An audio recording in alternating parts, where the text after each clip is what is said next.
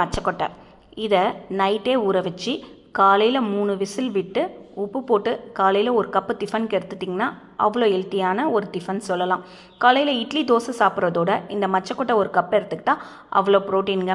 அதுக்கப்புறம் மிச்சம் இருக்கிறத நான் சாம்பார் தான் வைப்பேன். இன்றைக்கி மச்சக்கொட்டை சாம்பார் எப்படி பண்ணேன்னு வாங்க பார்க்கலாம். மச்சக்கொட்டையை 3 விசில் விட்டு உப்பு போட்டு வேக வச்சு தனியாக எடுத்துக்கணும். தோரம்பருப்பையும் அதே மாதிரி 3 விசில் கொடுத்து நல்லா கடைஞ்சி ஓரமாக வச்சுக்கோங்க. அடுப்பை பற்ற வச்சு குக்கர் வச்சு எண்ணெய் ஊற்றிக்கோங்க. கடுகு, ஜீரகம், காஞ்ச மிளகா, பூண்டு நல்லா தட்டி போட்டு நல்லா வதக்கிக்கோங்க. வெங்காயம், தக்காளி போட்டு நல்லா வதக்கிக்கோங்க. அதுக்கப்புறமா மச்சக்கொட்டையை போட்டு வெந்த மச்சக்கொட்டையை போட்டு நல்லா வதக்குங்க.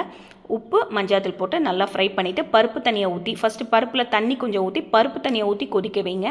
அது நல்லா கொதிச்சதுக்கப்புறம் புளி தண்ணியை ஊற்றி மிளகாத்தூள் போட்டு நல்லா கொதிக்க வச்சதுக்கப்புறம் பருப்பு கடைஞ்ச பருப்பை ஊற்றி நல்லா கொதிக்கட்டும்.